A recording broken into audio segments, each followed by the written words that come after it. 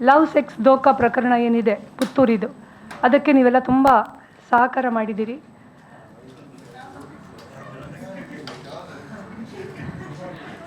ದಾದಾ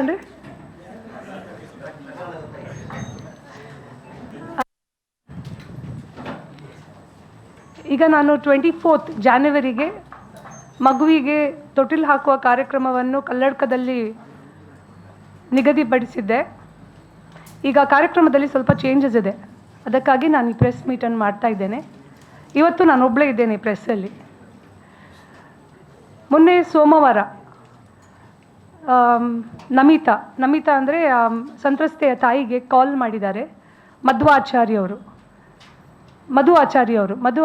ಅವರು ಅವರ ಒಕ್ಕೂಟದ ಅಧ್ಯಕ್ಷರು ಅಥವಾ ಏನೋ ಪದಾಧಿಕಾರಿ ಆಗಿದ್ದಾರೆ ಉಡುಪಿ ಜಿಲ್ಲೆಯ ಆಚಾರ್ಯ ಸಮುದಾಯದ. ಅವರು ಸಂಧಾನಕ್ಕೆ ಬಂದಿದ್ದಾರೆ.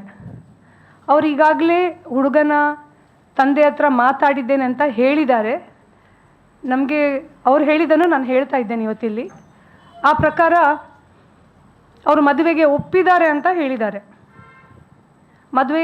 ಮಧ್ವಾಚಾರ್ಯವರು ಒಪ್ಪಿಸಿ ಮಾಡಿಸ್ತೇನೆ, ಸ್ವಲ್ಪ ಕಾಲಾವಕಾಶ ಕೊಡಿ, ಈ ತೊಟ್ಟಿಲು ಹಾಕುವ ಕಾರ್ಯಕ್ರಮ ಮಾಡಬೇಡಿ ಅಂತ ಹೇಳಿದ್ದಾರೆ. ಇದೇ ರೀತಿ ಮೊದಲು ಸಹ ಬೇರೆಯವರು ಬಂದು ನಮಗೆ ಹೇಳಿ ನಮ್ಮನ್ನು 6 ತಿಂಗಳು ಏನು ಮಾತಾಡೋದಾಗೆ ಮಾಡಿದರು. ಬಟ್ ಈ ಸಲ ಇದಕ್ಕೆ ಅವಕಾಶ ಇಲ್ಲ.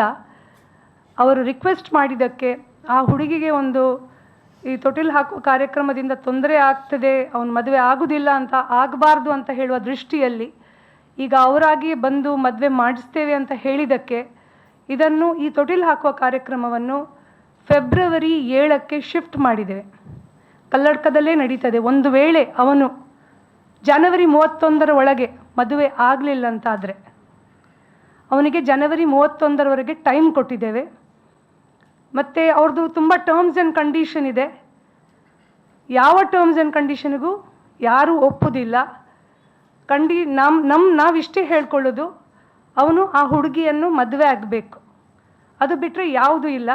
ಈಗಾಗಲೇ ಅವ್ರು ಹೇಳಿದ್ದಾರೆ, ಮಾತುಕತೆಗೆ ಬರುವಾಗ ನಾನಾಗಲಿ ನಂಜುಂಡಿ ಆಗಲಿ ಅಥವಾ ನಮಿತನ ಜೊತೆ ಬೇರೆ ಯಾರೂ ಬರಬಾರ್ದು, ನಮಿತಾ ಮತ್ತು ಅವರ ಮಗಳು ಮಾತ್ರ ಬರಬೇಕು ಅಂತ ಹೇಳಿದ್ದಾರೆ. ಇದಕ್ಕೂ ಅವರು ಒಪ್ಪುವುದಿಲ್ಲ. ಯಾಕೆಂದರೆ ಈಗಾಗಲೇ ಅಲ್ಲಿ ಹೋದ್ಮೇಲೆ ಏನಾಗ್ತದೆ ಅಂತ ಹೇಳಲಿಕ್ಕೆ ಸಾಧ್ಯ ಇಲ್ಲ. ಇದಕ್ಕಿಂತ ಮೊದಲು ಹೇಳಿದ್ದಾರೆ ಮಗುವನ್ನು ಆಶ್ರಮಕ್ಕೆ ಕೊಡಿ ಅಂತ ಹೇಳಿದ್ದಾರೆ.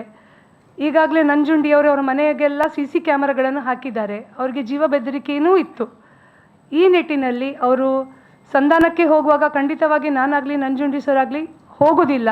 ಯಾಕೆಂದರೆ ಒಂದು ಹುಡುಗಿಯ ಬಾಳ್ವೆ ಸರಿ ಆಗ್ತದಂತಾದರೆ ನಾವು ಹೋದರೆ ಹಾಳಾಗ್ತದಂತಾದರೆ ನಾವು ಹೋಗಲಿಕ್ಕೆ ರೆಡಿ ಇಲ್ಲ, ನಾವು ಹೋಗೋದೂ ಇಲ್ಲ.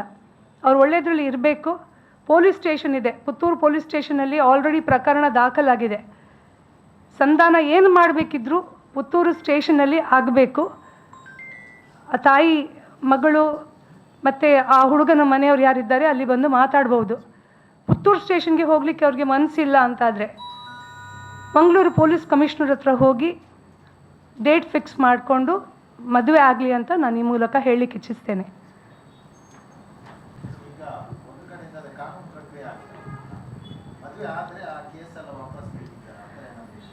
ಈಗ ಅವರು ವೆರಿ ಕ್ಲಿಯರ್ ಇದ್ದಾರೆ. ಈಗ ಮುನ್ನಷ್ಟೇ ಒಂದು ಸಂಭಾಷಣೆಯಲ್ಲಿ ಇವನ್ ಪುತ್ತೂರು ಶಾಸಕರು ಸಹ ಹೇಳಿದ್ದಾರೆ ಅವ್ರ ಮದುವೆಗೆ ಒಪ್ಪುವುದೇ ಇಲ್ಲ ಅಂತ ಹೇಳ್ಕೊಂಡಿದ್ದಾರೆ.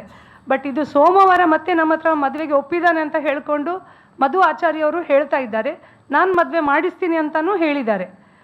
ಈಗ ಈ ಕಾನೂನು ಪ್ರಕ್ರಿಯೆ ಏನಿದೆ ಅದರ ಪಾಡಿಗೆ ನಡೀತಾ ಹೋಗ್ತದೆ.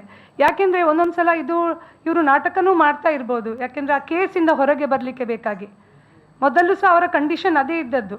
ಏನಂದರೆ ಫಸ್ಟಿಗೆ ಮಗುವನ್ನು ಆಶ್ರಮಕ್ಕೆ ಕೊಡಬೇಕು, ಸೆಕೆಂಡಾಗಿ ಅವರು ಆ ಮಗು ಆ ಹುಡುಗನ ಮೇಲಿದ್ದ ಕೇಸ್ಗಳನ್ನೆಲ್ಲ ತೆಗಿಬೇಕು, ಮದುವೆ ಆಗಬೇಕು, ಡಿವೋರ್ಸ್ ಆಗಬೇಕು.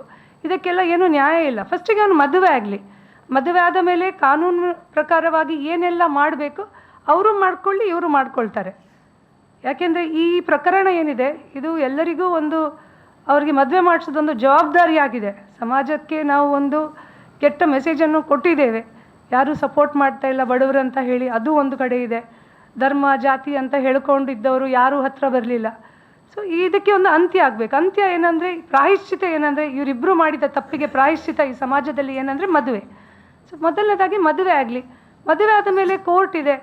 ನಾಳೆ ಒಂದು ವರ್ಷ ಅಥವಾ 6 ತಿಂಗಳು, 2 ವರ್ಷ, 10 ವರ್ಷ ಆಗುವಾಗ ಅವರು ಸರಿ ಹೋಗೋದಿಲ್ಲ ಅಂತಾದರೆ ಅವ್ರಿಗೆ ಡಿವೋರ್ಸ್ ತಗೊಳ್ಳುವಂಥದ್ದು ಆಪ್ಷನ್ ಇದೆ. ಈಗ ಮದುವೆ ಆಗದೆ, ಅವರಿಬ್ಬರು ಒಂದಾಗದೆ ಅವರು ಬಾಳೋದಿಲ್ಲ ಅಂತ ಹೇಗೆ ಹೇಳಲಿಕ್ಕೆ ಆಗ್ತದೆ? ಆಗೋದಿಲ್ಲ. ಹಾಗಾಗಿ ಕಾನೂನು ಪ್ರಕ್ರಿಯೆಗಳು ಏನಿರ್ತದೆ ಅದು ಅದರ ಪಾಡಿಗೆ ಇರ್ತದೆ. ಬಟ್ ಮದುವೆ ಅನ್ನೋದು ಆಗಬೇಕು. ಜನವರಿ 31 ಅವನಿಗೆ ಟೈಮ್ ಇದೆ. ಅದರ ಒಳಗೆ ಅವ್ನು ಮದುವೆ ಆಗಬೇಕು. ಮತ್ತು ಇವತ್ತು ನಮಿತಾ ನನ್ನ ಜೊತೆ ಇಲ್ಲಿ ಬರಲಿಲ್ಲ, ಯಾವಾಗಲೂ ಬರ್ತಾಯಿದ್ರು. ಅವರಿಗೆ ಕಂಡೀಷನ್ ಹಾಕಿದ್ದಾರೆ, ನೀವು ಇನ್ನು ಮುಂದಕ್ಕೆ ಯಾವ ಪ್ರೆಸ್ಸಿಗೆ ಹೋಗಬಾರ್ದು ಅಂತ ಹೇಳಿ. ಆ ಪ್ರಕಾರ ಅವರು ಬರಲಿಲ್ಲ. ತೊಂದರೆ ಇಲ್ಲ, ಅದೆಲ್ಲ ನಾವು ಕಾಂಪ್ರಮೈಸ್ ಮಾಡ್ಬೋದು. ಇಬ್ಬರು 1-2 ಫ್ಯಾಮಿಲಿ ಸರಿ ಆಗ್ತದೆ, ಇಬ್ಬರ ಜೀವನ ಒಳ್ಳೆಯದಾಗ್ತದೆ ಅಂತಾದರೆ ಅದೆಲ್ಲ ಕಾಂಪ್ರಮೈಸ್ ಮಾಡಲಿಕ್ಕೆ ಖಂಡಿತವಾಗಿ ನಾವು ರೆಡಿ ಇದ್ದೇವೆ. ಬಟ್ ಸಂಧಾನ ಮಾಡುವಾಗ ಬರೀ ಇವರು ಹೋಗೋದು ಮತ್ತು ಅವರೆಲ್ಲ ಇವರು ಅವರ ಮನೆಗೆ ಹೋಗೋದು ಅದೆಲ್ಲ ಆಗೋದಿಲ್ಲ. ಯಾಕೆಂದರೆ ಇವರಿಗೂ ಪ್ರೊಟೆಕ್ಷನ್ ಬೇಕು. ಪೊಲೀಸ್ ಸ್ಟೇಷನಲ್ಲಿ ಇತ್ಯರ್ಥ ಆಗಲಿ.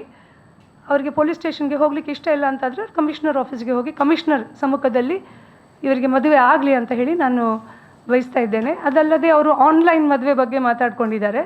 ಅವ್ರು ಹೇಳ್ತಾ ಇದ್ದಾರೆ ಆನ್ಲೈನ್ ಅಂದರೆ ಈಗ ರಿಜಿಸ್ಟರ್ಡ್ ಮ್ಯಾರೇಜ್ ಏನಿದೆ, ಸೊ ಅದಕ್ಕೇನು ತಕರಾರಿಲ್ಲ. ಯಾವ ರೀತಿ ಯಾವ ಲೈನಲ್ಲಿ ಬೇಕಾದರೂ ಮದುವೆ ಆಗಲಿ, ಬಟ್ ಮದುವೆ ಆಗಲಿ. 31 ಒಳಗೆ ಅವರು ಮದುವೆ ಆಗಲಿಲ್ಲ ಅಂತಾದರೆ ಇನ್ನು ಮುಂದೆ ಯಾರು ನಮ್ಮ ಹತ್ರ ಸಂಧಾನಕ್ಕೆ ಬರಬಾರ್ದು. ಯಾರು ಇನ್ನೂ ಇದರಲ್ಲಿ ಕಾಂಪ್ರಮೈಸ್ ಹೇಳುವ ವಿಷಯವೇ ಇಲ್ಲ. ಯಾಕೆಂದರೆ ಈಗಾಗಲೇ ಮಗುವಿಗೆ 6 ತಿಂಗಳಾಗಿದೆ. ಕಾನೂನಾತ್ಮಕವಾದ ಹೋರಾಟ ಮತ್ತು ಸಾಮಾಜಿಕವಾದ ಹೋರಾಟಗಳು ಏನಿದೆ ಅದನ್ನು ನಾವು ಮುಂದುವರಿಸ್ತೇವೆ.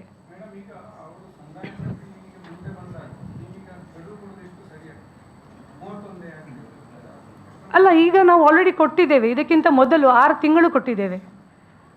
6 ತಿಂಗಳು ಆಲ್ರೆಡಿ. ಈಗ ನಾವು ಎಷ್ಟು ಅಂತ, ಹಾಗಾದರೆ ನೀವು ಬೇಕಾದಾಗ ಮದುವೆ ಆಗಿ ಅಂತ ಹೇಳಲಿಕ್ಕೆ ಆಗೋದಿಲ್ಲ. ಅವರು 1 ವರ್ಷ ಬಿಟ್ಟಾಗ್ಬೋದು, 4 ವರ್ಷ ಬಿಟ್ಟಾಗ್ಬೋದು.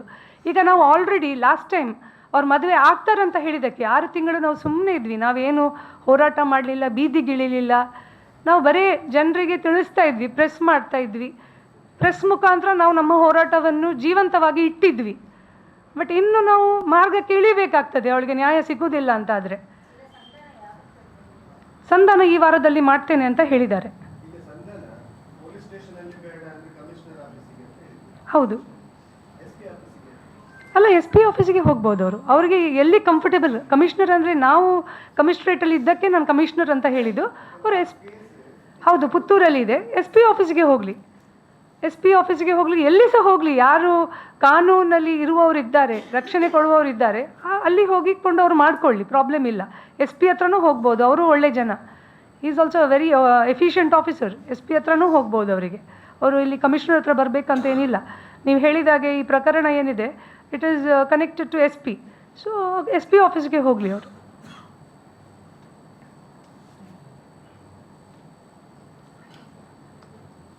Thank you.